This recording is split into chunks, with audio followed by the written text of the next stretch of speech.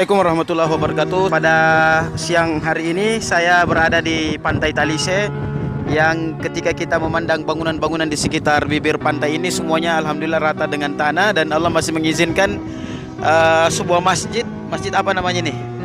Masjid terapung di tempat ini, yang bahkan sudah posisinya di dalam laut tapi masih utuh sampai sekarang.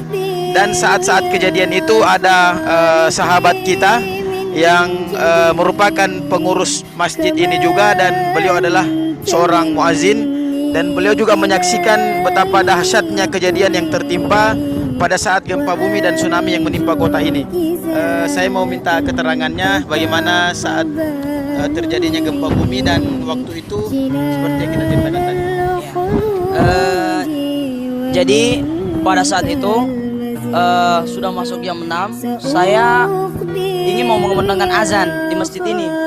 Jadi pada saat itu terjadi goncangan yang sangat dahsyat. Kemudian air laut naik.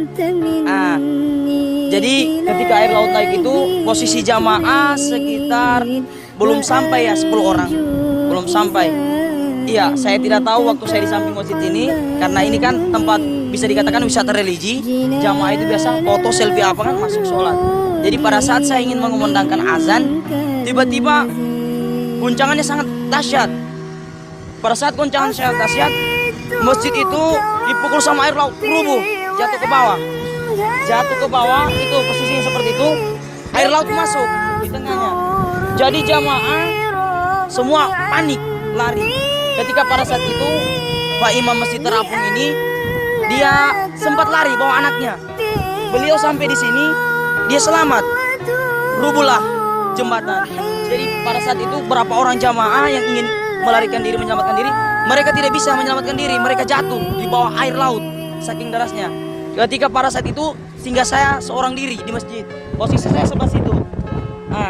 Jadi pada saat itu saya lihat lagi gelombangnya, gelombang air laut itu sangat besar.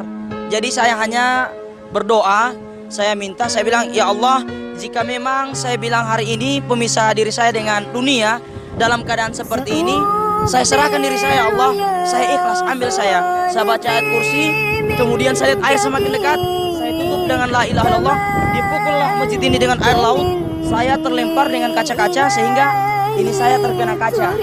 Ya lumayan sangat dalam ini kemarin, Pak.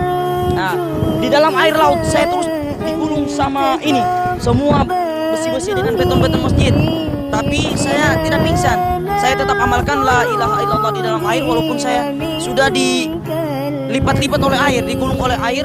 Cuman saya amalkan la ilaha illallah. Ketika napas saya sudah mulai habis, saya tertelan banyak pasir dan lumpur. Saya ingat orang tua saya. Saya bilang, ya Allah, saya pengen kalau memang Engkau ambil saya, jasad saya jangan dijauhkan dari tempat ini. Tiba-tiba air itu dia tenang. Di bagian sini dia berputar, tetap berputar, mengambil semua beton-beton ini, dia tidak mau ambil saya. Jadi di situ saya muncul dari dalam air kedalaman sampai leher. Posisi nggak ada semua orang sudah pada lari, sudah mau gelap memang. Saya lari dari dalam air. Posisi saya enggak pakai sarung lagi ya. Cuman nggak tahu bagaimana tiba-tiba di jendela itu ada satu baju. Saya juga itu baju seperti dikasih begitu. Jadi saya ambil, saya tarik, saya tutup kemaluan saya. Di sini saya katakan kepada jamaah, kalian semua mati syahid. Saya lari. Posisi saya di sebelah situ, saya lihat air itu sudah mau surut lagi. Dia lumayan tinggi lah, berbusa-busa. Kemudian saya lari sampai di bagian Unisa, ikutlah air laut, merobohkan semua bangunan-bangunan lagi. Ya seperti itu. Jadi alhamdulillah waktu itu Anda selamat dari gempa ini. Iya. Artinya apa kira-kira pesan-pesan religi yang bisa Anda sampaikan kepada masyarakat terkait terjadinya gempa bumi ini dan tsunami ini? Ya, jadi pesan saya, Allah tidak akan menurunkan suatu bencana di dalam sebuah wilayah atau perkampungan apabila tidak ada hubungannya dengan perbuatan manusia.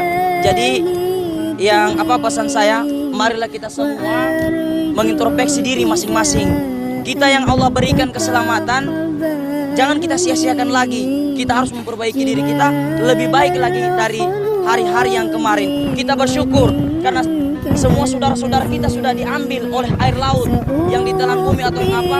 Jadi kita hanya bisa mengirimkan doa kepada saudara-saudara kita, semoga mereka dalam keadaan mati syahid. Dan kita yang ada sekarang semoga lebih memperbaiki diri lagi, memperdekat diri kita kepada Allah dengan beribadah, bersedekah dan lain sebagainya. Ya.